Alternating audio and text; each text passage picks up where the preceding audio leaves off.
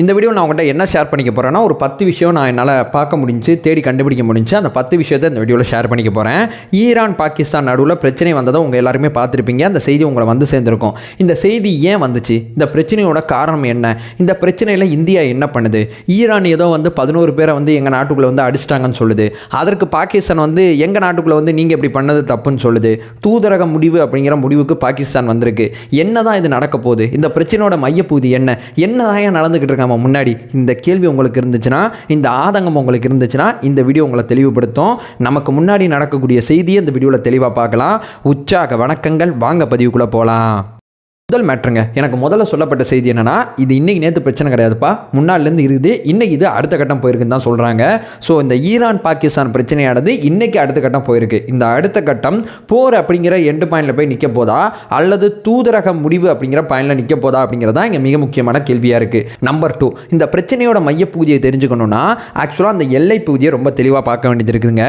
904 கிலோமீட்டர்னு சொல்கிறாங்க. ஈரானுக்கும் பாகிஸ்தானுக்கும் நடக்கக்கூடிய அந்த எல்லை பகுதியானது 904 கிலோமீட்டர். இந்த 904 கிலோமீட்டரில் பெரும்பங்கு எங்கே இருக்குன்னா பாகிஸ்தான் உள்ளதாக இருக்குது. பாகிஸ்தானில் பலூசிஸ் மாகாணம் அப்படிங்கிற பகுதி தான் பெரிய லெவலில் இருக்குது. இந்த பலூசிஸ் மாகாணத்துக்குள்ளே தான் ஈரான் வந்து தன்னோட தாக்குதல் பண்ணியிருக்காங்க. எல்லை ஓரம் இருக்கக்கூடிய மாகாணத்தில் வந்து இந்த தாக்குதல் பண்ணிட்டு வெளியே போயிருக்காங்க. எல்லை ஓரம் வந்து யாரை தாக்கியிருக்காங்க அப்படிங்கிற அந்த 3வது கேள்விக்கு போகலாம். ஆக்சுவலாக பாகிஸ்தானில் பல பயங்கரவாத குரூப் இருந்தாலும் இப்போ நம்ம பேச போகிற பயங்கரவாத குரூப்போட பேர் என்னன்னு கேட்டிங்கன்னா ஜெய்ஸ் அல் அப்படிங்கிறது அந்த பயங்கரவாத குரூப்போட பேர். இவங்க யாருக்கு ஆதரவாக இயங்குறாங்கன்னா, யாரோட உரிமைகளை நிலைநாட்ட இயங்குறாங்கன்னா, சன்னி முஸ்லீம் அப்படிங்கிற அந்த குறிப்பிட்ட பிரிவுக்கு ஆதரவாக இவங்க பயங்கரவாத நடவடிக்கைகளை மேற்கொள்கிறாங்க. இந்த சன்னி முஸ்லீம், சியா முஸ்லீம் அப்படிங்கிற 2 பேரை நம்ம புரிஞ்சுக்கிட்டாதான் இந்த பிரச்சனையில் ஈரானுக்கு ஏன் இப்படி ஒரு சம்பவம் நடந்துச்சு, அதற்கு ஈரான் ஏன் இப்படி ஒரு சம்பவத்தை நிகழ்த்தியிருக்கு அப்படிங்கிறது நமக்கு புரிய வரும். இப்போ 4வது நம்ம என்ன பேச போகிறோம்னா, ஈரானோட அந்த முஸ்லீம் கட்டமைப்பு எப்படி இருக்குன்னு பார்க்க போகிறோம். ஈரானை பார்த்தீங்கன்னு சொல்லி கேட்டிங்கன்னா, சியா முஸ்லீம் அப்படிங்கிற முஸ்லீம் அங்கே பெரும்பங்கு வைக்கிறாங்க. அங்கே சன்னி முஸ்லீம் அப்படிங்கிற முஸ்லீம் ரொம்ப கம்மியாக இருக்காங்க, சிறுபான்மையாக இருக்காங்க. ஸோ இந்த சன்னி முஸ்லீமோட உரிமையை பாதுகாக்கிற பாகிஸ்தானில் செயல்படுற அந்த பயங்கரவாத அமைப்பு சன்னி முஸ்லீம்கள் ஈரானில் கொஞ்சம் கொடுமைகளை அனுபவிக்கிறதாகவும், தாக்குதலுக்கு உள்ளாகிறதாகவும், நிறையா விஷயங்களை இழக்கிறதாகவும் இவங்க ஃபீல் பண்ணுறாங்க. அதனால ஈரானை பாகிஸ்தானில் உட்காந்துட்டு அப்பக்கப்போ பிராண்டிட்டு போயிருக்காங்க. அதை தெரிஞ்சுக்கிட்ட ஈரானு உள்ளே வந்து அடிச்சிட்டாங்க. இந்த பிராண்டிட்டு போகிறாங்கல்ல, இதற்கு எதிராக ஈரான் வந்து அடிக்கடி பாகிஸ்தானில் சொல்லுது, எப்பா என்ன ஏதுன்னு பாருப்பா, என்ன விஷயம் செய்ப்பா, எல்லையை தாண்டி வந்து இப்போ இப்படிலாம் பண்ணிருக்காங்க, என்னன்னு பாருங்கள். இராணுவத்திட்டே சொல்லிட்டாங்க, அரசு அதிகாரிகிட்டே சொல்லிட்டாங்க, எல்லாத்தையுமே சொல்கிறாங்க. ஆனால் இது கட்டுப்படுத்துகிற மாதிரி தெரியல. ஒரு கட்டத்தில் இந்த பயங்கரவாத சம்பவம் எங்கே போகுதுன்னு சொல்லி கேட்டிங்கன்னா, ஈரானில் இருக்கக்கூடிய போலீஸ்காரங்க 11 பேரை எல்லை தாண்டி வந்து இந்த பயங்கரவாத குரூப்பு தாக்குதல் பண்ணிட்டு போயிருக்காங்க. இதனால் பொறுமை இழந்த ஈரான் என்ன பண்ணியிருக்குன்னா, உள்ளே வந்து தாக்குதல் பண்ணியிருக்கு. உள்ளே வந்து எப்படி தாக்குதல் பண்ணியிருக்கு, அதாவது விமானிகள்லாம் உள்ளே வந்தாங்களா அப்படிலாம் கேட்டிங்கன்னா, ஆளில்லா ட்ரோன்கள் மூலமாக அந்த தாக்குதல் பண்ணியிருக்கு, ஏவுகணையின் மூலமாக அந்த தாக்குதல் பண்ணியிருக்கு. அவங்க எல்லையிலேருந்து அவங்க யாரும் உள்ளே வராமல் அவங்க எல்லையில் இருக்கக்கூடிய கருவிகளை வச்சு இங்கே வந்து தாக்குதல் பண்ணியிருக்காங்க. பாகிஸ்தானுக்குள்ளே போய் தாக்குதல் பண்ணல, எல்லை உரம் இந்த தாக்குதல் பண்ணிட்டு வெளியே போயிருக்காங்க. அங்கே இருக்கக்கூடிய 2 மிக முக்கியமான தீவிரவாத முகாமை அழிச்சிட்டு போயிருக்காங்க. இந்த தாக்குதல் காரணமாக 2 குழந்தைகள் வந்து பாதிப்படைஞ்சிருக்காங்கன்னு சொல்கிறாங்க. அதை தாண்டி வந்து 3 பேர் வந்து காயம் அடைஞ்சிருக்காங்க. டோட்டலாக பார்த்தீங்கன்னா 5 பேருக்கு வந்து கை காலில் இழப்பு ஏற்பட்டிருக்கு அப்படிங்கிற விஷயத்தை சொல்கிறாங்க. முழுமையான தகவல் 2 பக்கத்துலேருந்தும் சொல்லலை. ஸோ இந்த தாக்குதல் மூலமாக ஈரான் என்ன சொன்னதுன்னா, கம்ப்ளீட்டாக அந்த தீவிரவாத குரூப்பை நாங்கள் அழிச்சிட்டோம் அப்படிங்கிற விஷயத்தை ஈரான் அவங்க மக்கள்கிட்ட சொல்லுது.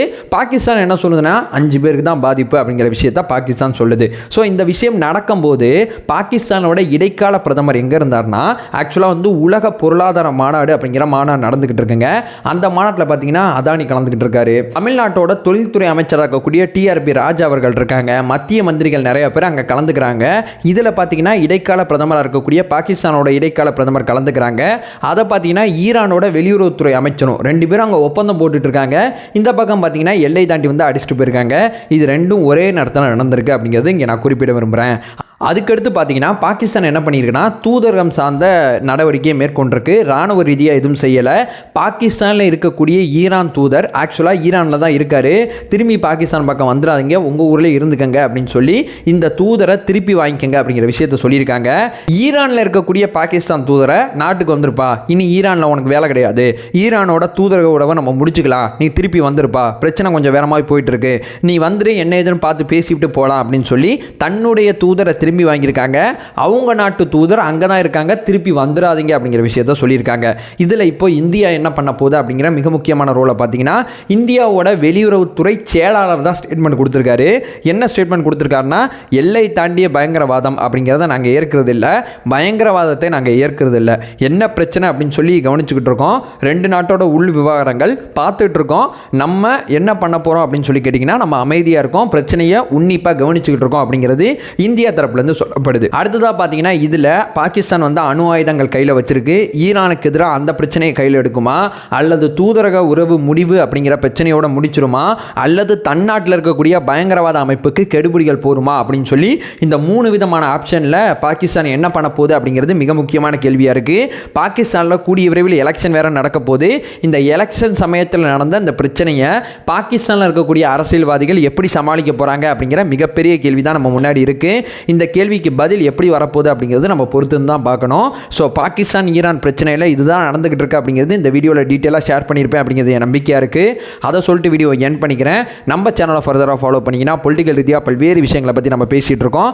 அதை சொல்லிட்டு வீடியோ என் பண்ணிக்கிறேன். நம்மளோட ஒரே நோக்கம் அறியாமை அகற்ற வேண்டும், அறியாமை அகற்றப்பட வேண்டும். Thank you so much.